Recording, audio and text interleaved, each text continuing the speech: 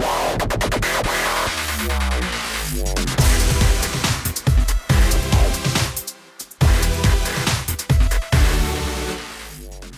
everybody, it's Thursday, March 5th, 2026. Welcome to the NFL Fantasy Football Podcast. We're just talking out loud for no reason. It's me, your man, MG Marcas Grant, joined by Michael F. Florio and LaQuan Jones.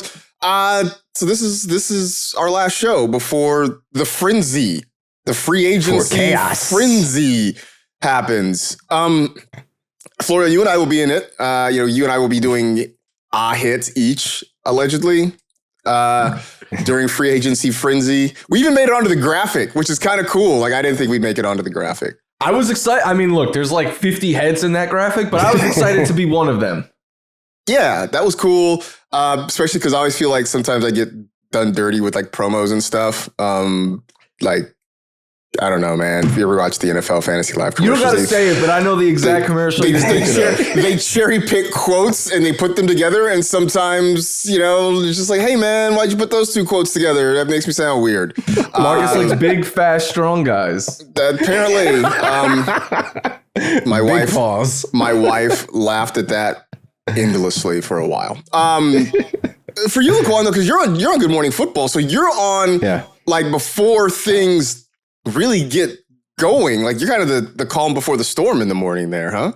Yeah, some things leak through. I mean, honestly, last year, I remember things falling through right before us getting on air at 5 a.m. And then we're reporting about it in the A block. I mean, I can't wait, man. Like, it's already some movement going on, and I feel like we're in for a good free agents frenzy. So let's roll. All right, cool. So we will finish up our run through the divisions with the AFC and NFC West, kind of going through who's got what to spend and maybe some potential fits for them. But we do have quite a bit of news that has happened since the last time we spoke to you, starting with something that broke this very morning. The Chicago Bears have decided they have seen enough of Stefon Moore Jr., and they are sending him to the Buffalo Bills. Oh, did you not know that? Yeah, that's his government name. You love the governments. Stefon Moore Jr.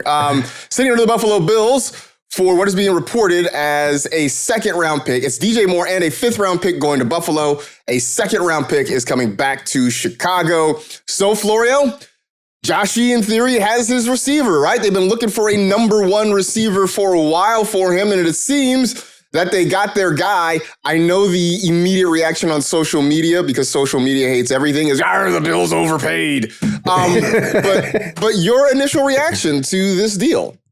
Yeah, I don't care at all what people are saying about an overpay. Look, if you want to have discussions on how DJ Moore fits and what he still has to provide and all of that, we could have those conversations. But like, as someone who lives and dies with this team and has watched them extremely closely, DJ Moore is going to be the best wide receiver to step on the field with Josh Allen since Stefon Diggs. And I do love how it's the conversation is like, well, DJ Moore can't play. He had a down year last year, or the last 2 years. Okay, something did change in those 2 years. The quarterback, and he put up better numbers on like a per target basis than Rome Odunze. So is Rome Odunze washed? Like I mean, depending who you ask, somebody out there might say yes. Yeah, his dad might be listening. He's going to come in, I think he's going to play a lot of the X. That's what he did with Joe Brady in 2020 and 2021, which, by the way, he had a ton of success each of those 2 seasons. His best 2-year stretch in the NFL, not his best individual season, but his best 2-year stretch. And even last year, right? Like, he played 66% of the snaps out wide, 28 from the slot, 4% from the backfield. He was highly rated in all 3 aspects when on the field. He can run the big boy routes that no one on the Bills really could last season. So now this pushes Shakir to be, he could play in the slot a lot and not have to be the focal point of the passing game. Same thing with Dalton Kincaid. So those now become secondary weapons. And then you have Coleman and Josh Palmer who you can move around. But my favorite part about this is DJ Moore can move all over the field, which means it's not going to be like last season where Keon Coleman was the X and Shakir was in the slot and Palmer was the Y. And there was really no moving these guys around. Now all of them are versatile and they could all kind of move around the field. You could use a lot of motion. And And as a deep ball threat, DJ Moore rated better last year than anyone on the Bills. So I think naturally DJ Moore is going to get a bump because it's a huge quarterback upgrade, less target competition. But I also think everyone else, like from a Bills fan standpoint, yeah, maybe this isn't AJ Brown and that was like the crown jewel, but this is still a big upgrade. And I think for the next 2 years, he's going to be Josh Allen's go-to number one option.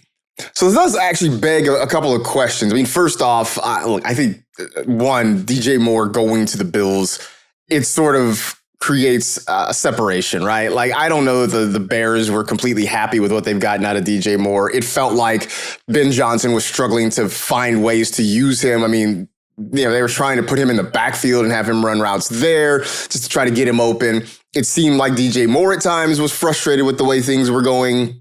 Maybe less so this past year, but certainly these stories, a narrative of him and his body language and that sort of thing, that was a story. So now he gets to a place with a fresh start. He definitely doesn't lose anything in quarterback, probably gains a little bit in terms of what he's getting at quarterback in Josh Allen. And he goes to a place where he is, in my mind, the undisputed top target in the offense. And that was not a thing you could say in Chicago last year, whether it was Rome Odunze early in the year, it was Colston Loveland later in the year. DJ Moore was always battling with somebody for targets. So now that we've kind of cleared the deck in that regard, LaQuan, how far are you pushing him up the draft board? Third round? Dare you spend a second round pick on DJ Moore? I don't know. I mean, I think third round seems viable with the situation he's in. Is that too high? Is that too low? Is somebody going to reach for him in the second?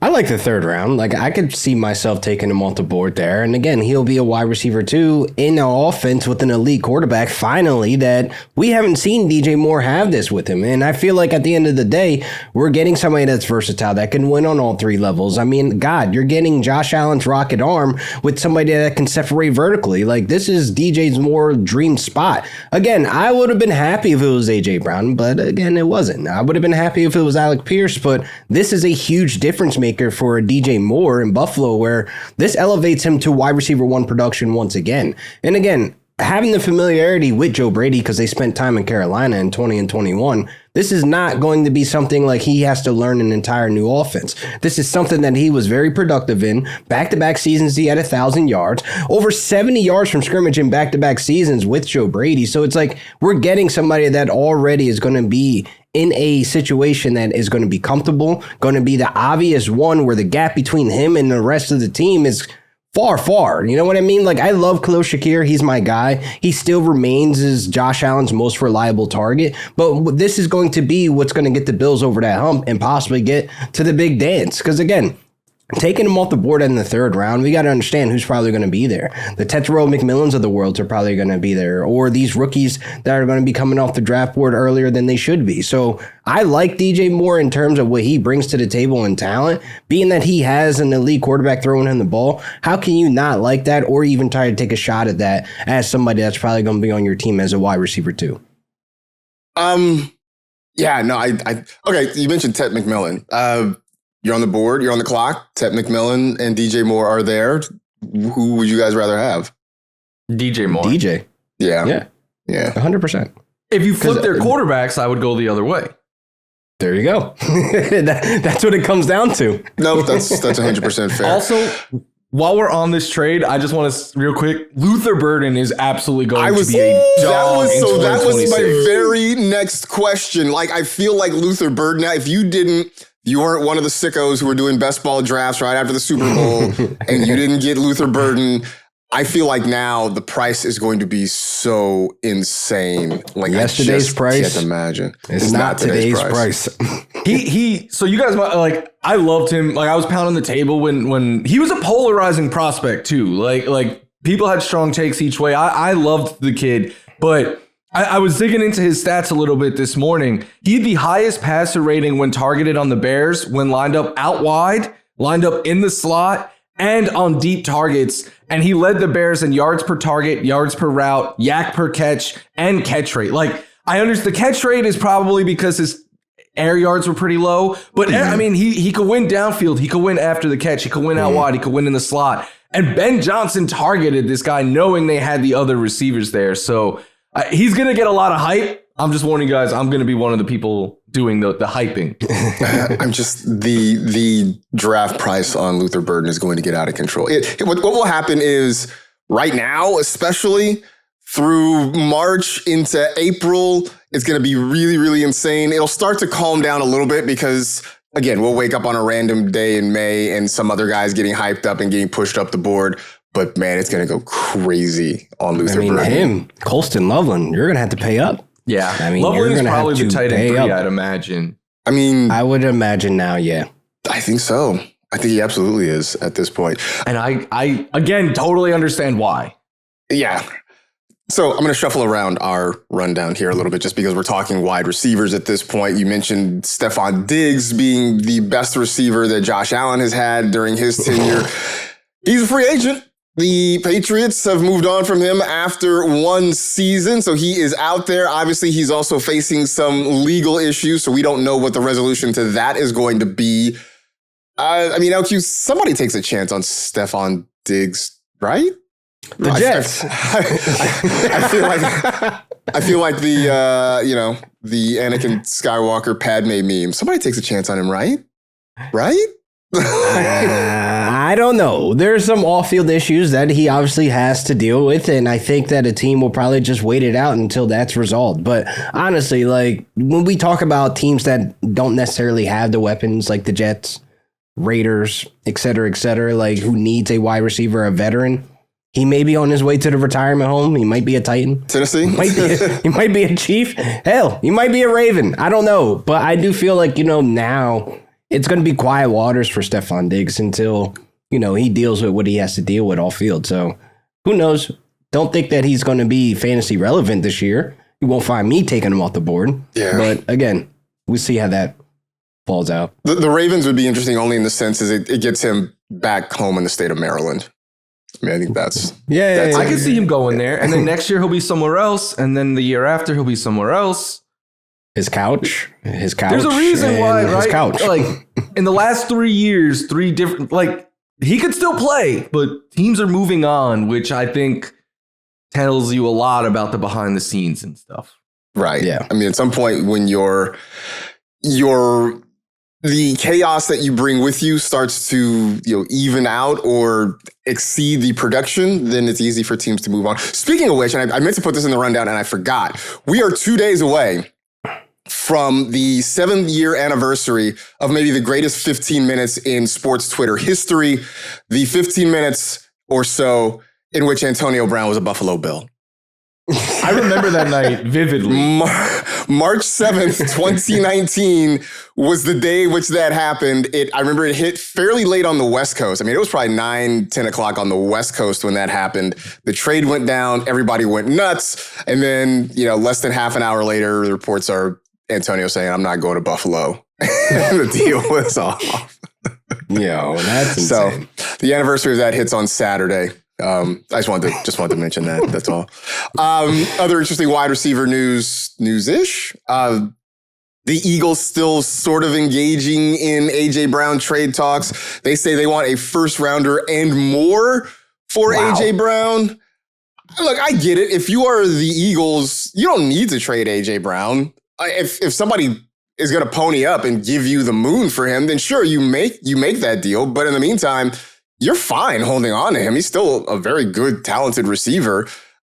So, I mean, saying all of that, Florio, do you believe that A.J. Brown's actually going to get traded this offseason?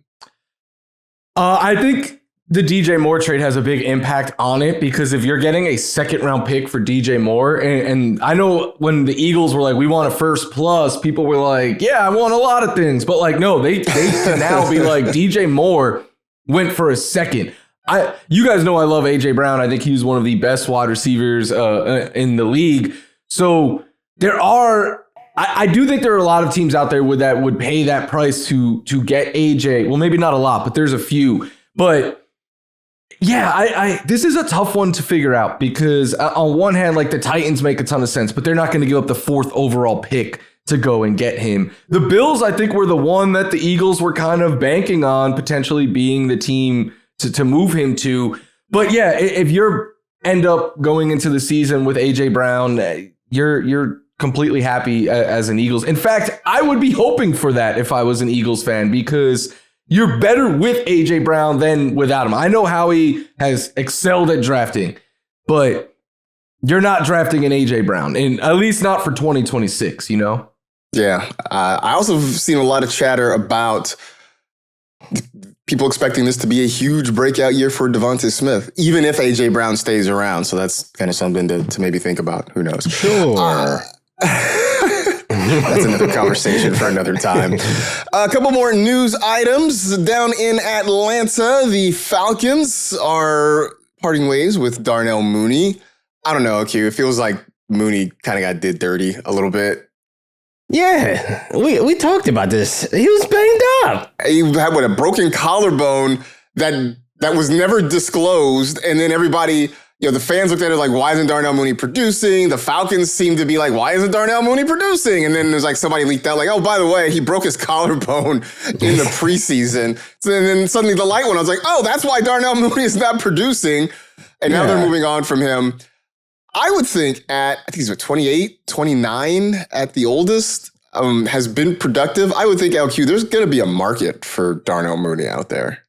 Yeah, there's a home for him. I think, honestly, when we think about Darnell Mooney, it goes back to Chicago, of where like he was forced to be a 1 at one point, and then he showed that he could be a solid 2 in Atlanta. And I think, this past season was kind of unfair trying to like grade him off of that, being that he was banged up. So I think there's plenty of teams that we're going to talk about today where Darnell Mooney can still be serviceable and go out there and contribute to an offense. Like, I do think at the end of the day, it's all of like, how much is that price going to be for him? I don't think you're going to be breaking the bank for him, but a 1-year deal, man. Just have Mooney go out there and, be your 2 or a rotational 3. I don't know, man. I mean, LA, why not? I'm happy with Darnell Mooney in terms of what he's able to contribute to the field. Again, the Rams or the Chargers? The Rams. We don't acknowledge San Diego Chargers, man, but they can share the stadium. But anyway, we looking at Darnell Mooney. Don't let your son text you. It's my son's fault. Shout out to Mason. It's his fault. But I do think at the end of the day, when we think about Darnell Mooney, I always go back to him and Kirk Cousins and connecting deep downfield and being one of the guys that we were really surprised, like for a couple of weeks for fantasy, like, yo, Darnell Mooney's going out there and putting up some points, getting him off the waiver wire. Like, I think Darnell Mooney still has something in the tank. Yeah, curious to see where he goes. Somebody's going to sign him, and he's, depending on the situation, he's definitely going to have some later round fantasy values. Always that guy that shows up every few weeks of the year where you're kind of glad that you threw him in a flex spot or something. So I think that's going to... Or best ball. You're glad that you drafted him. The Falcons wide receiver room, though, behind Drake London is absolutely disgusting. Oh, it's bleak. David Sills, baby. It is absolutely bleak. Kyle Pitts, baby. He's gonna get a ton of targets. No, you're probably not wrong. Kevin Stefanski will work something out for him. A couple of franchise/transition tag updates. The Colts do apply the transition tag to Daniel Jones, so he is not going anywhere. He'll be back in Indianapolis, which I don't think anybody's surprised by that. I think the only question was whether he got tagged or whether they sign him to a new deal. No team is going to match that tag. Nobody's going to try. No, nobody's going to try to match that. I just have a question. Y'all, can we stop disrespecting Michael Pittman? Because every time we talk about the Colts, you guys are all like, Alec Pierce, and I get it. But when Daniel Jones was healthy, even before he started Daniel Jonesing before the injury, Michael Pittman was the guy he targeted the most. And I know the counting stats favor Alec Pierce, but I went back and looked at it, and Daniel Jones was hitting the deep ball at really what I think is an unsustainable rate. Right? I mean, he was completing passes to Alec Pierce, who's averaging like 21 yards a catch, completing passes to him at like 10% over expectation. I just don't buy that Daniel Jones can keep doing that. Whereas Michael Pittman, I know it's not sexy, but it's steady. He's got a decent catch rate. He was more of a touchdown scorer than Alec Pierce was. Like, I just want y'all to put some respect on Michael Pittman's name, please. Pittman is good. That's it, though. Just end, period. Good. He's not elite. He's not excellent. He's not above tier. Alec Pierce is not elite. Alec Pierce, though, he's has elite an at what he does. Trait, yeah. Yes, and he's I good think, oh my God. I think that is why Daniel Jones was having such success on the deep ball, because Alec Pierce is truly one of the best field stretchers, in my opinion. The thing about Pittman is I kind of hate the way they use him, because they don't give him many, maybe if Alec Pierce leaves, which I'm starting to think is very much so the case. I think he's leaving. Yeah. He was talking yesterday on Kay Adams' show about all the different landing spots he could see himself playing for and stuff, and saying that he wants more targets. And so maybe they start using Michael Pittman more downfield if Alec Pierce is gone. And I think Pittman can bounce back and kind of get back to what he used to be. But that's the thing with Pittman is he's good. I don't know. He excels at contested catch in the intermediate portion of the field, but I don't know. I also just don't really love Daniel Jones. So I'm probably not really going to be. I mean, look, if Pittman continues to be cheap, then get me on board. But if he's going as a wide receiver 3, there'll probably be other names in that area that I could talk myself. Ladies and gentlemen, the answer to this question, if Alec Pierce leaves, is Josh Downs. And that's really what it is. It's Mr. Josh 5 Downs. Air yards per target? Yeah, Josh Downs? Mr. Extended handoff Josh Downs? If you're frustrated at how they've used wide receivers, Josh Downs needs to be more frustrated than a Michael Pittman, because Pittman, we've seen these last couple of years be utilized in very different, situations, as a deep ball guy, as an intermediate guy, as the X, as the Z, as a guy you put in motion. We have seen it all, and he's just good. He's nothing above that. And when we look at Josh Downs and what he can provide to a Daniel Jones, a guy that can operate out of the slot and out wide and win underneath and separate, that's everything Josh Downs is. And that's all my hype was before this season even started about Josh Downs being utilized more and operating as a wide receiver too. But again, when you have it, Alec Pierce, who's elite at what he does, and I think you can't really beat that. So the gap between Alec Pierce and Josh Downs is there. But when we look at Pittman, Josh Downs, when he was healthy, when he was bowling those first 6 to 8 weeks, he was outperforming Michael Pittman. He was doing things that Michael Pittman wasn't able to do in his role. So I look at this as, if Alec Pierce leaves, I'm not interested in a Michael Pittman. I'm not interested in anybody else other than, a Josh Downs that I'll throw a late round dart on, and he ends up smashing his ADP. That feels like the same argument of let's put the backup quarterback in. He had a good preseason. Riley Leonard. I knew it. I knew you were going to fix your lips to say Riley Leonard. You were going to fix your mouth to say Riley Leonard. I knew it. I don't know. I think Josh Downs, like you said, a late round dart throw. Sure. I think he'll outperform that. I think he's better than he gets credit for, but I don't think he's a 1 by any. I think Pittman is better than No, he will never be labeled as a 1, treated as a 1, but he will be their most reliable wide receiver, to where he'll be getting you the fantasy relevant weeks versus the up and down roller coaster that Michael Pittman has put us in since his back injury. So I think Josh Downs is more of the roller coaster in that one. The floor is very low. It's his usage, 1, and then the injury kind of put a bump in that where he started ramping up. And again, you got to stay healthy. That's what it ultimately comes down to at the end of the day. No, that's fair. I just want y'all to respect Michael Pittman more. That's all. Respect Riley Leonard. No, that's not going to happen. The Seahawks reportedly are not going to use a franchise tag on Super Bowl 60 MVP Kenneth Walker. That's actually his full name now. From now until the eternity, he's going to be Super Bowl 60 MVP Kenneth Walker III. Florio, would Seattle really let him walk? Would they really? Yeah, I think the fact that they didn't tag him kind of indicates that, because I think if they were going to keep him, they would have tagged him just to kind of cover. They got a lot of players up in the air this year, and as much as I like Kenneth Walker, and I know I'm not alone on this pod, but let's not forget they didn't really use him like they did in the Super Bowl and in the NFC West until Charbonnet got hurt, and he was a committee guy with them, and he's going to get paid a lot now. So I think they're going to pick other positions and other players that they potentially could lose to prioritize paying before a Kenneth Walker. So yeah, I expect Walker to be in a new uniform next year. I think the Chiefs are one that would make a whole lot of sense. But Yeah, I think a breakup, though, could be a good thing because clearly Seattle didn't view him as a workhorse every down kind of running back.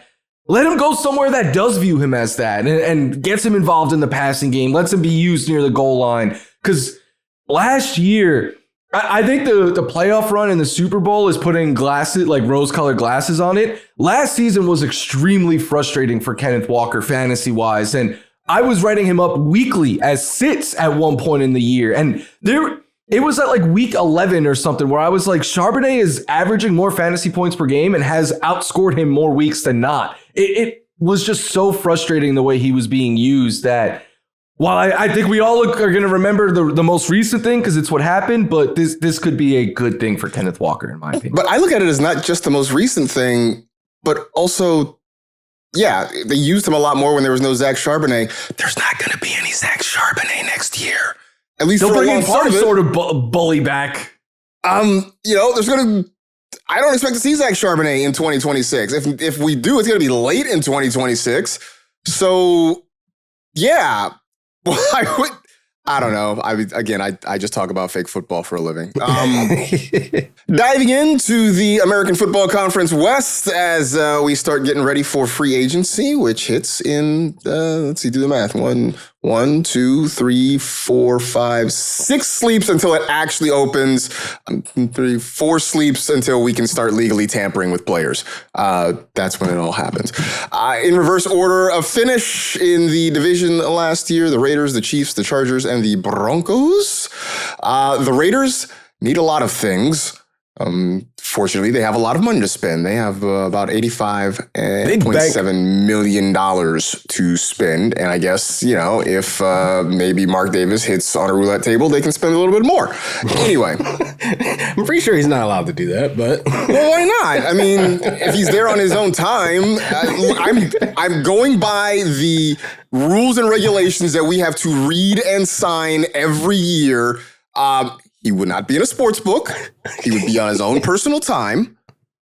Right? I mean, them's the rules. If he just decided to put $85.7 million on black and it hit, right? Like, yeah, geez. I mean, I know that. You gotta go red. It's the Raiders, though, right? Like, they're silver and black. You can't put it on red. All right. I get it. The Chiefs are your biggest rival. You can't put it on red. Yeah, that makes sense.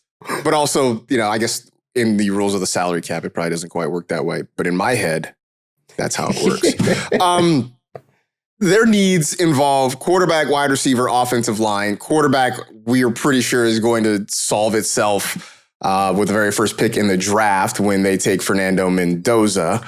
So next up is wide receiver. We talked about Darnell Mooney. That's the first thing that sort of pops into my head. I know he's an older guy, but Darnell Mooney seems to fit, right? But they already have a Darnell Mooney there. They have Trey Tucker.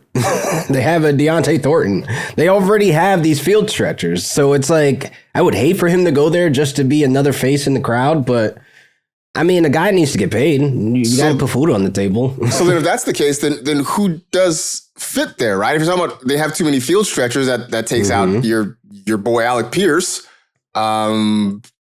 There's no Darnell Mooney. They're definitely not good. They could try to spin for Mike Evans. I'm sure Mike Evans would be like, nah, like I'm not doing that.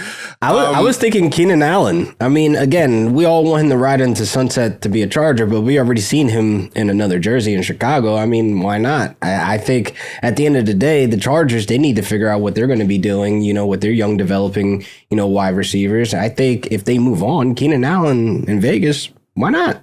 It would give me an excuse to go dig out that old photo of him wearing a Raiders hat when he first got drafted. Wow. Oh, do you not remember that? Yeah, when he first got drafted by the Chargers, somebody dug it. It's like a picture of him in, I don't know if he was in high school or like early college, but yeah, it's like him, drinking an In-N-Out shake wearing a Raiders hat or something. Oh, wow. I've never seen that. I think Jawan Jennings would be a really good fit there as well. That's interesting. A chain mover, possession type of receiver who is clearly trying to get the biggest bag possible this offseason. Yeah, I could see that. I don't know. Again, until they figure out one quarterback, which again, I think they will have figured out, or at least they'll have an idea about in the draft. And the offensive line. I mean, that to me is maybe the biggest thing. Maybe it's a mistake. I'm already operating as if Mendoza's their quarterback. I think most people are. Yeah. I think most people are doing that. As you should. You got to get him a reliable one. You have Bowers there, but I agree with LQ. You have a field stretcher in Tucker. You want to get a possession guy. Yeah. I mean, I guess that's kind of what it is. How interested would you guys be in drafting a Raiders receiver? I mean, they're all late round kind of. Not very. No. I mean, dart throws, sure. Why not? Trey Tucker was serviceable for a couple weeks, but not an every week guy. He's a better in best ball guy, in my opinion. Remember he exploded in like week 3 or 4? It was very early in the season, and nobody had him. No, he was and like people the top picked him up, and waiver that was the last that we heard from Trey That's usually Tucker. how it works. For most of the year.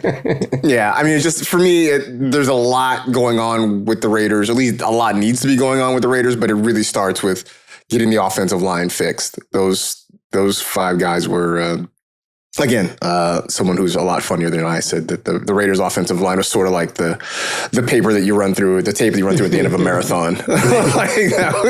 Their weapons aren't bad, Like, you just got to be able to keep the quarterback upright and create running lanes. And that being said, I know this isn't necessarily the point of the discussion. Ashton Genty, how high are you drafting him this year? With Clint Kubiak, it does make it interesting. He kind of moves up. I just feel like that O-line is such a huge red flag that we ignored last year, and we kind of saw the outcome of that. But I think the second round is not a bad place where he goes off the board. I can understand why. I would take him in the second round. We're over that first round fever with him, right? Like that's I can't do it because you got James Cook who's moving up in the first round now, and like we have Derrick Henry who's still in that conversation. Like these are the back end of the first round guys that I much rather have than Ashton Genty, to be honest. If they use a lot of that cap though and bring in it's going to depend on that O-line, because if they use that money to just like completely rebuild that O-line, then I think you could be cooking with fire there. Yeah. I was curious kind of how we're feeling about him. But I do agree. I think round 2. The Chiefs right now about $8.5 million over the cap. Although I wrote that down before the trade with the Chiefs sending McDuffie to the Rams for a haul of draft picks. Les Snead back on his F them picks deal again. And Snead we trust. So again, the $8.6 million over was before that. I should probably go back and readjust. But either way, they're not going to have a ton of money to spend. I think we can sort of agree on that. They need a running back. They need an actual primo level wide receiver, not this collection of sort of, it's like they got a bunch of clones right now, right? They do. Thunderbolts. The new Avengers. A bunch of guys who are fast, not necessarily big, all kind of do a little bit of the same thing, don't necessarily do any of them to an elite level. That's kind of what it is. I don't know about you guys, though. I think despite Patrick Mahomes saying he's working out and he's rehabbing and he's trying to be there for week 1, this feels like, I don't want to say a punt year, but kind of a rebuild year, right? It's even if Mahomes is back, it's get him strong and healthy again, fix the flaws, fix the holes. And I think for me, the Chiefs are more of a 2027 team, but I'm curious as to like where they go to fill some of those holes and if they do it in free agency. I don't know if I'm falling for it. What? We thought that when they got rid of Tyreek. We thought that numerous times with the Chiefs before, and they always find a way. And they still have all their usual cast of characters there that I think make them special, from the GM to the head coach to the Bieniemy is back to Spags. Like, they got the band back together. I understand I was thinking about this the other day. I was like, has Mahomes won his last Super Bowl? Like, I'm not going to say that, but the Chiefs are going, like, remember Tom Brady had to, like, his second his second run of 3 rings with the Patriots was a completely different group of people and stuff. So the Chiefs are kind of in that And we saw Aaron Rodgers go through it, like, because quarterbacks naturally play the longest, so you have to change everything around them. I get the concerns, Marcus, and I don't think they should be viewed as like the favorite coming in, but I'm also not counting them out. There's two things here. One, is Travis Kelce playing? Two, what are they doing like with the ninth pick? The longer this drags out, the more I think he comes back to play. Yeah, like I think that's the biggest question mark. Like, is he playing? And then what are they doing with the ninth pick? Like, that will all determine everything else will fall in line if we're believing in the Chiefs again. But like right now, it's like updated cap, by the way, $24 million that they have right now after the McDuffie trade as per overthecap.com. But at the end of the day, it's like, I don't feel like I'm drafting any wide receiver from the Chiefs this year. I mean, Rashid, Rice seems like, there's a lot of off-field distractions again as well. We don't know how that's going to unfold. And at the end of the day, Xavier Worthy, he's a one-trick pony. We haven't seen much fantasy relevance and consistency in him. So who else is there to really take off the board for a Chief? Because again, Patrick Mahomes, they say he's eyeing week 1. Who knows? If he's there week 1, man, he is built in a lab differently. I mean, look, he's certainly got access. He's got access to better healthcare than the three of us. I still think he's going to be out for week 1. That would be amazing. I don't think he's going to be running as much as he did this past season, but if he's ready for week 1, that is amazing. I think at the quarterback position, you can hide it easier than in any other. You can put him in the gun if you want. You tell him not to run. You get rid of the ball out of his hands very quickly.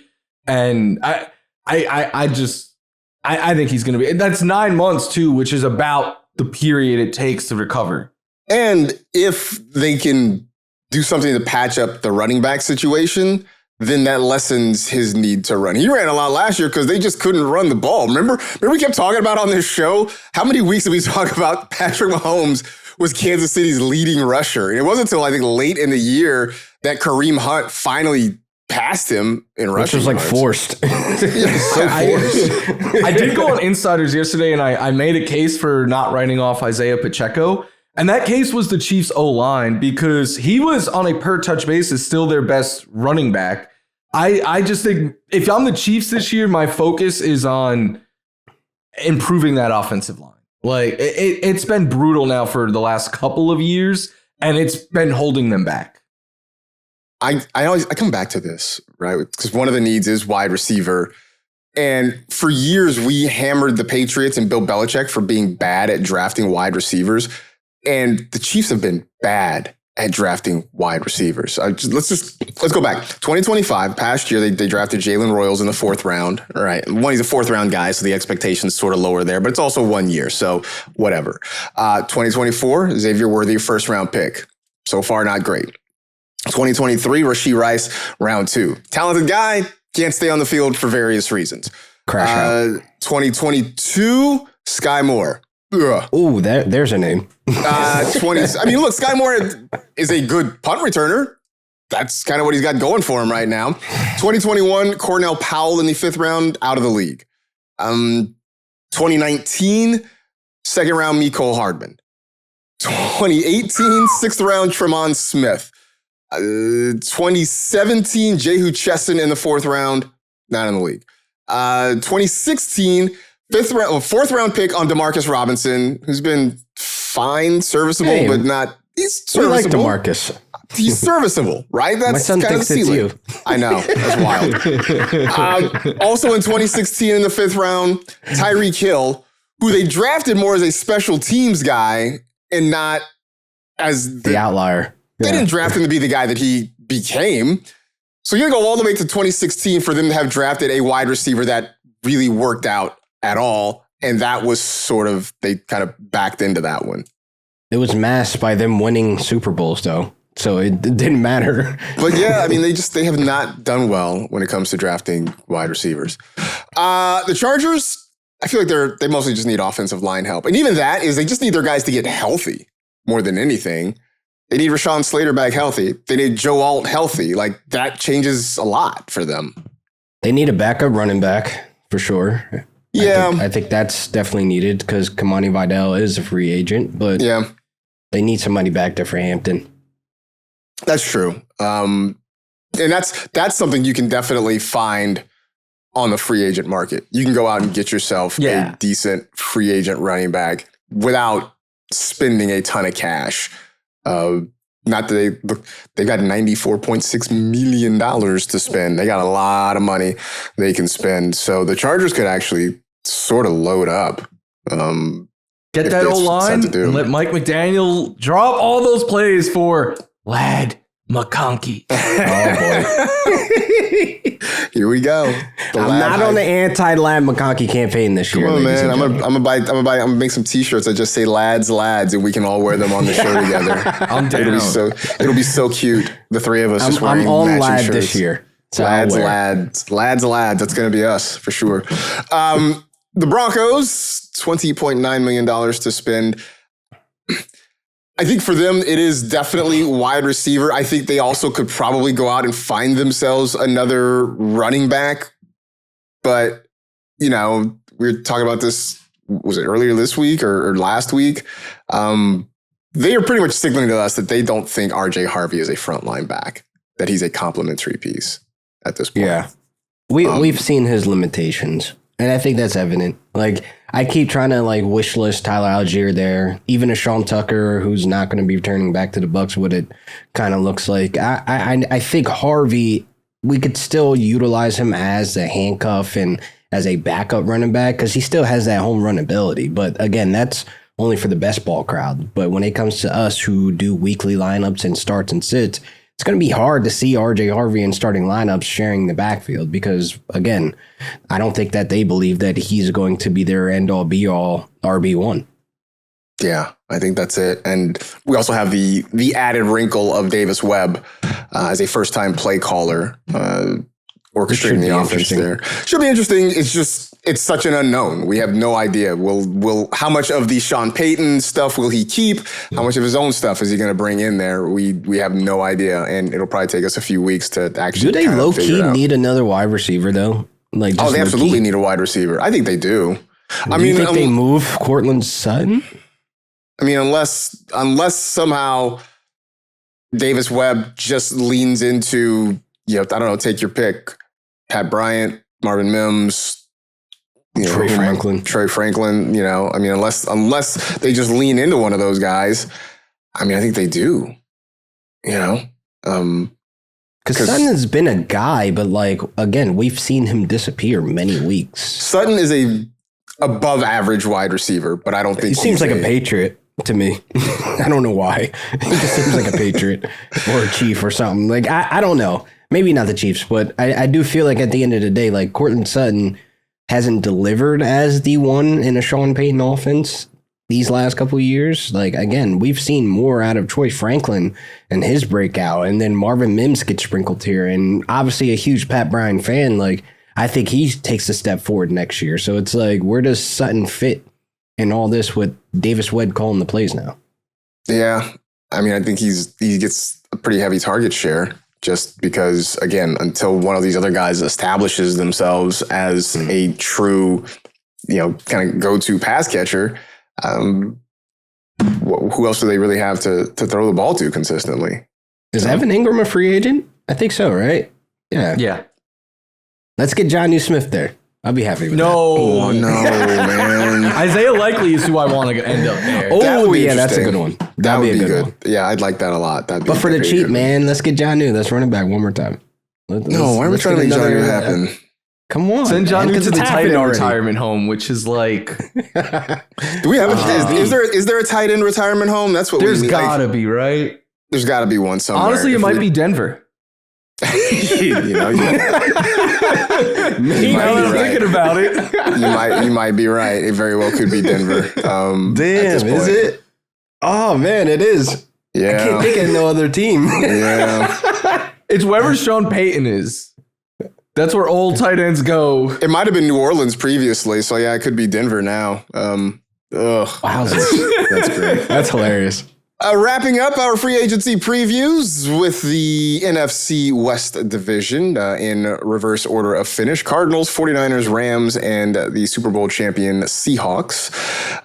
For the Cardinals, we know they need a quarterback because they have told Kyler Murray that they are going to release him, which I meant to, I forgot to mention that during our news segment. I think I was like shuffling things around and I forgot to get to that. So I guess let's start there though, right? Kyler Murray going to hit the free agency market. Immediately everybody was just like, doing the whole Squidward meme, just Viking, just pointing right at him. Is that where he goes? I thought the Dolphins could maybe be interested if they can figure out how to unload Tua. I don't know. What for you, Florio, what is the best fit for Kyler?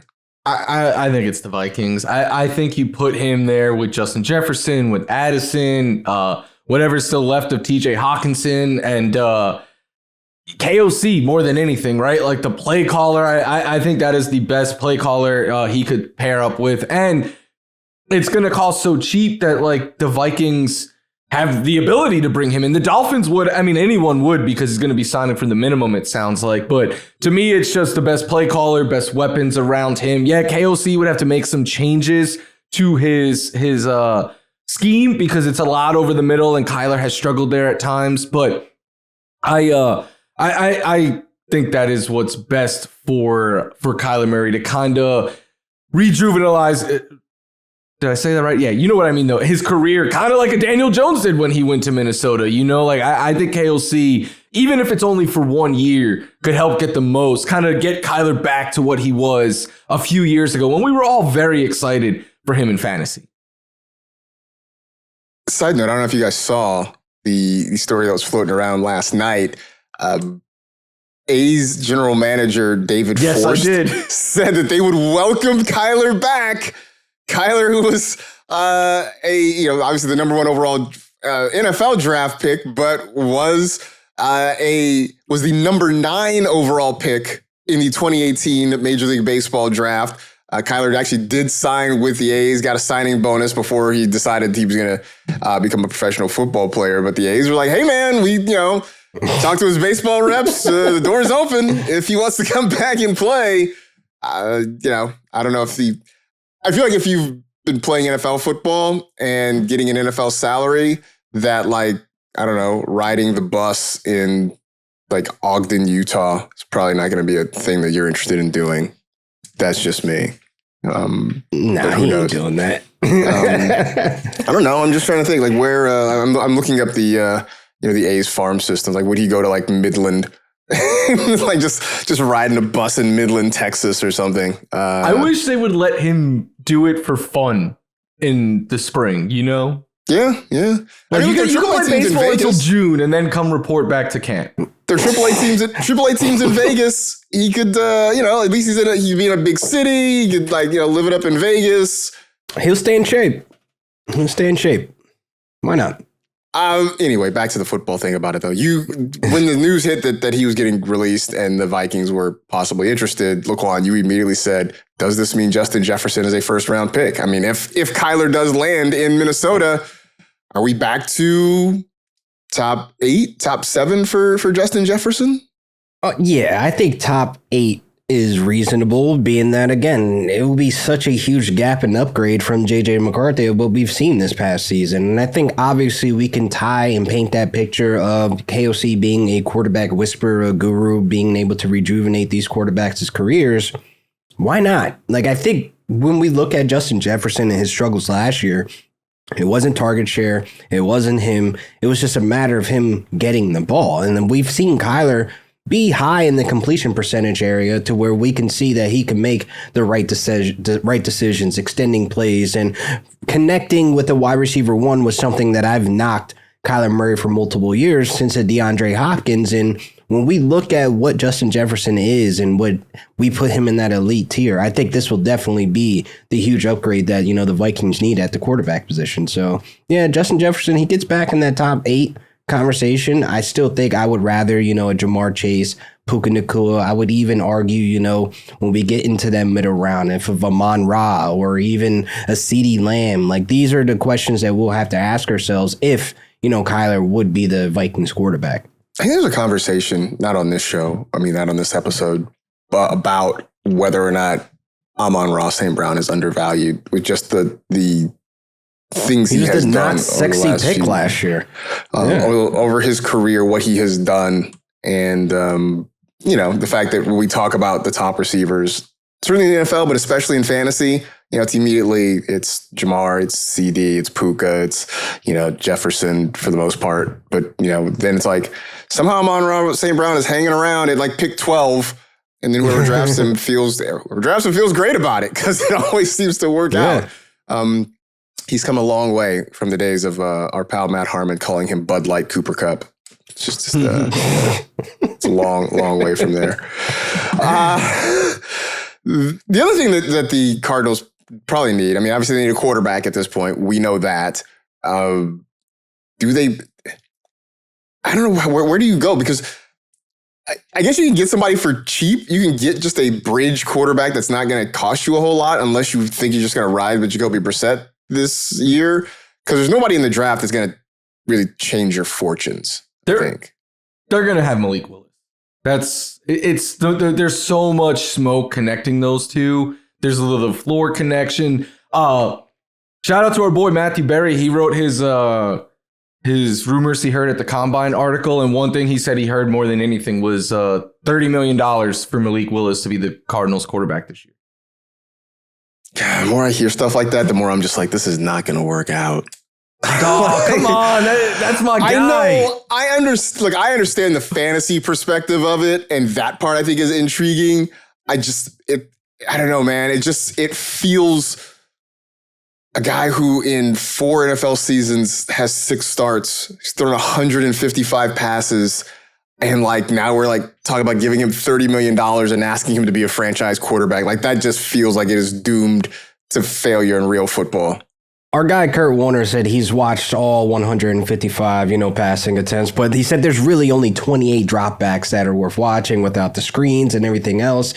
And then he's going to get back to us. So I'm curious to see and watch that and his thoughts and trying to really understand where this $30 million a year is coming from. for 28 throws, man. That's scary. That's scary. That's really, really scary. And again, look, I feel like they have to make a move at the quarterback position. You need somebody who's coming in with that type of upside. Obviously, Mike LaFleur now calling the shots. And I do think that Malik Willis would be a great quarterback for them, but will this be the hump? Will they be competing in the division? Will they be able to knock off a giant like the Rams, and I say stick with Jacoby Brissett. Wait.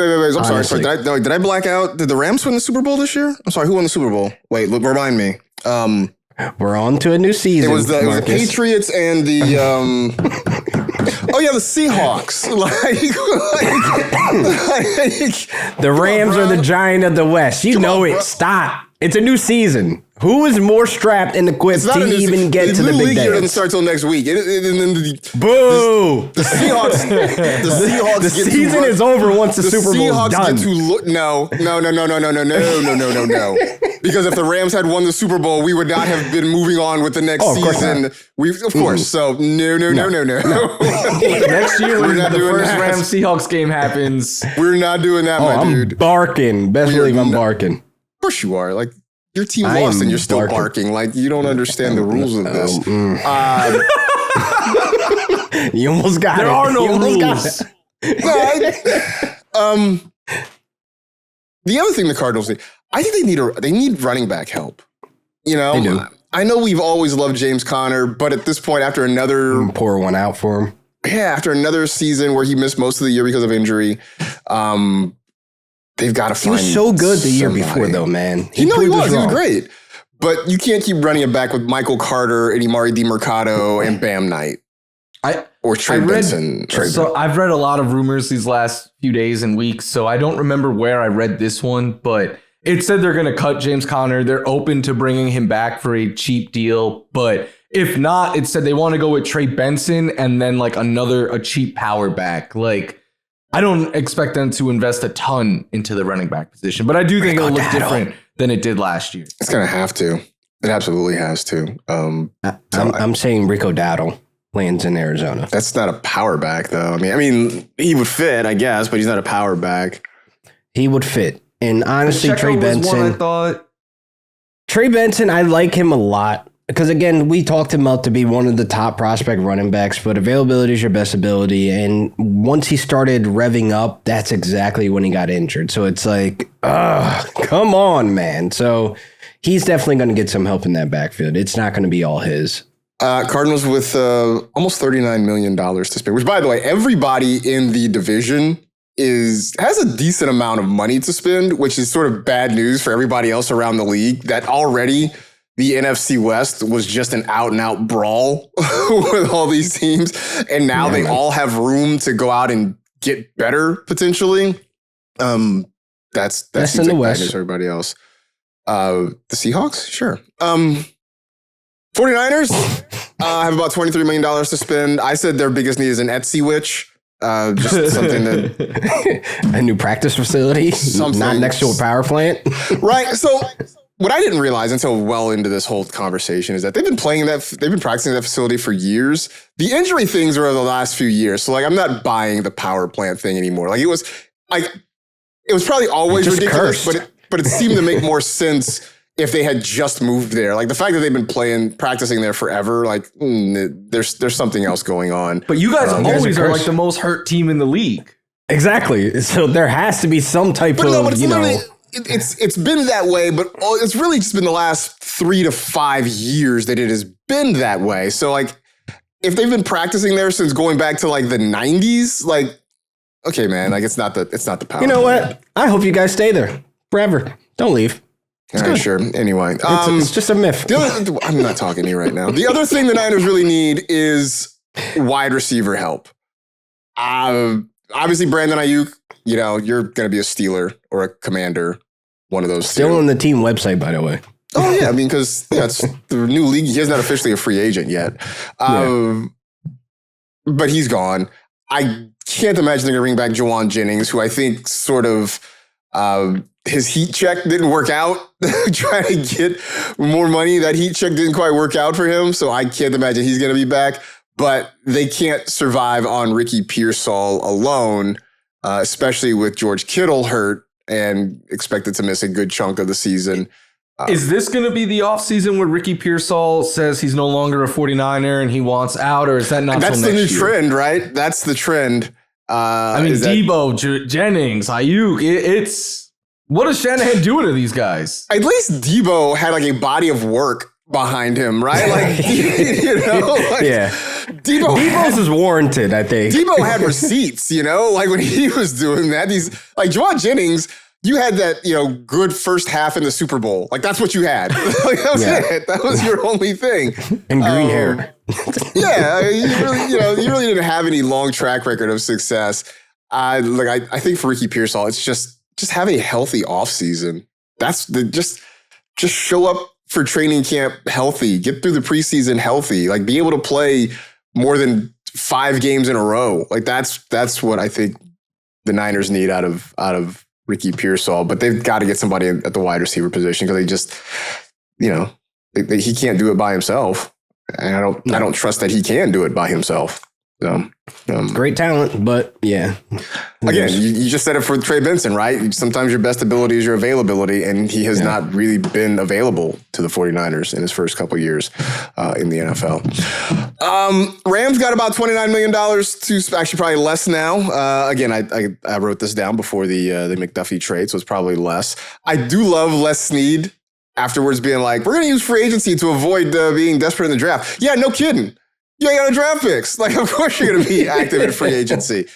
But I mean, LQ, I think realistically, the Rams in free agency are just sort of adding depth pieces because it's like their front line is pretty much set. Like, I don't know. How many receivers does Stafford need? We need a rotational 3. Like we have Jordan Whittington, who is great at what he does when he's available. Keontae Mumfield that I like, but he is going into his second year. Xavier Smith is coming back, which I'm very surprised, but he is back and we've seen him be serviceable at times. I think we need somebody that is going to be a solid 3. Like I want to get back to that Brandon Cooks, Robert Woods, and Cooper Kupp where we had a solid 3 where these guys were on track if they stayed healthy 4,000 yards each. Like I'm tired of the rotational 3. Like I think we need somebody that's going to be stuck there like maybe a Jordan Tyson, maybe a Mekhi Lemon that everybody that's why you keeps spend the number mock 13 drafting. pick on Mekhi Lemon, probably, and he becomes that guy for you. I would rather Jordan Tyson, but yes, that's probably okay. what's going to happen. I think at the end of the day, like that 13 pick could be anybody. It could be a Kenyon Sadiq, you know, another Oregon tight end, you know, to go along with a Terrence Ferguson. Who knows? Because, you know, you can never have too many. Y'all trying to be a 14 tight end You're trying to be a personnel. tight end retirement home right now, aren't you? No, a tight end development place is what we're going into. I do think that 13 pick, they can do whatever they want. Like if they want to trade it. They want to, you know, sit there and pick one of these wide receivers and another DB. Who cares? I don't really care about what we do in the draft. I haven't cared since 2012, but here we go. Of course you haven't, because the Rams don't participate. So of course you don't care. What are you talking about? We got Jared Verse in the last 10 years. Wait, you did not care about since 2012? Even when they had the Les number Snead has one been overall cooking. pick? That's true. Les Snead has been cooking since 2012, so I haven't like really went into a draft. What do you mean? His first pick was Michael Brockers. Look at that. He drafted Todd Gurley. He drafted Aaron Donald. 2012. Cooking since 2012. Jared Goof was maybe a goof, but he looked good at the time. No, he was the right took him off the board. He was. Because I'm glad we didn't go Wentz that year. But again, I feel like, you know, I never have gone into a draft like trying to like critique or like worry and like, oh man. Because if the NFL draft were like happy hour, the Rams are that coworker that like, we hesitate to invite you because you're probably not going to show up. And when you do show up, you're going to have like a beer, eat a couple of wings, and then just like Irish goodbye. Like that's the Rams. You know, like I like that. I've done that. That's the Rams at the draft. Yeah. That's the Rams at the draft. So yeah, I mean, I think I can see them making some moves in free agency, but it's mostly going to be, hey, we're just going to add depth. We're just going to try and like I don't want to Rashid Shaheed. I think Alec Pierce is it's a huge reach. Like well, if you're bringing back Xavier Smith, you don't need Rashid Shaheed. No, I mean, exactly. I'm not even being snarky. Like I don't think. No, that's facts. Like the timelines, you know, I like to stay tapped in with the Rams community and stuff like that, but they keep pushing this Rashid Shaheed thing where I'm like, no, because again, he makes an impact on special teams, but as an actual wide receiver, he would just become another rotational 3. I want somebody who's going to be stationary at that position. You know what I mean? Because again, we need to start preparing for the post Devontae Adams era.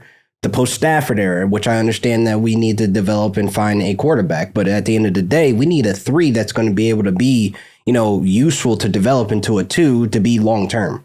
I think whatever salary cap the Rams have should probably be spent on upgrading the robotics in Matthew Stafford's back. But that's just me. He's fine. The Seahawks have about $60 million to spend. It looks like they're going to need a running back. But I'm just guessing based on the way you guys feel, they're probably not going to spend big on a running back. They just kind of get a nice sort of couple complimentary pieces to hold them over till Zach Charbonnet comes back. Which is weird. Like, just pay Kenneth Walker, man. That's kind of how I feel. Unless they feel like they can get Kenneth Walker for cheaper, but he's going to be in demand, so I don't think that really happens. And because they got some other big pieces they got to try to pay, you know, like Reek Woolen, Kobe Bryant, Shaheed, Mafi, like there's a Joby, like they have a lot of key pieces on that defense, especially that are now free agents. So I just think they're going to be like, look, we love Kenneth Walker. We would love to have him in the building. But with the money we have, I want to preserve that defense that won us the Super Bowl. They also need a wide receiver. I mean, we all love JSN. He's great. But again, it's sort of like, what about Cooper Kupp? Look, Cooper Kupp was good enough. He showed up in big situations for them. There's no doubt about that. But over the course of a long season, no, you do need another option. You know, I mean, if Rashid Shaheed's not good enough to be a consistent 3 in LA, like I don't know that he's necessarily a consistent 2 even in Seattle. They got to find somebody else. They've got to, you know, maybe that is where Darnell Mooney slides in, right? Maybe that is where somebody like that shows up. You know, if here's the thing, I'll say this: if Jawan Jennings went to Seattle, I'm not going to suddenly excommunicate him from my life, and you know, I'm not gonna put rocks in his pocket and throw him in Puget Sound. Like I'm just gonna, you know, I understand the game is the game. That's just how it goes. That's all. Yeah. I changed the heart for Cooper Kupp. I'm proud of him. I'm so happy for him. begrudgingly, like it was just like, I'm so happy for you. Like that's kind of what that was, man. So what? Well, I think a running back that I'm coining as a Javonte Williams story is Brian Robinson Jr. Why not? Why not go to Seattle? Then I think he needs another opportunity as a one, because obviously in Washington it didn't work out, but we've seen flashes of him with the 49ers jersey on. I think he could be serviceable for them and on the cheap side. Oh, I would honestly think the Niners are going to try to bring him back because I think this is the year he gets more touches. Should. Because I just, from a fantasy perspective, I know, Florio, you're kind of out on CMC. I'm out on CMC, at least at cost. Just with all the touches he had last year, I think the Niners understand that they've got to find somebody else who can take some of that workload. So, I mean, I think if I'm Brian, I'm not going to be a one in San Francisco if I'm Brian Robinson, but I will get more opportunities. So playing the long game there. I like it. Yeah. I mean, I think that's kind of what I would look at if I were him, but that's just me. So, whatever CMC did last year, he'll probably do again. Yeah. You have to have like an NFL player's salary actually live in the city. You'd have to otherwise move across the Bay to Oakland. It's not terrible. Yeah. Anyway, we're supposed to be talking about the Seahawks. They need a wide receiver. They need a running back. They got almost $61 million to spend, but we'll see how much of that goes to the defensive side of the ball. So the good news is starting next week, we will actually have some names to put to some of these teams, thankfully, and it won't just be us speculating wildly about things that we cannot know because we don't know the future. So look forward to that. So we'll be back, of course, with you on Tuesday. You can find Florio and I scattered about the free agency frenzy coverage on NFL Network next week. And you can find LaQuan feeding research notes to, GMFB talent, both here and abroad in New York City. So yes. Keep an eye out for that next week as well. So in the meantime, though, that'll do it for this edition of the NFL Fantasy Football Podcast. Stay happy, safe, and healthy. Do good and live well. Enjoy the weekend, everybody. And we'll talk to you again on Tuesday.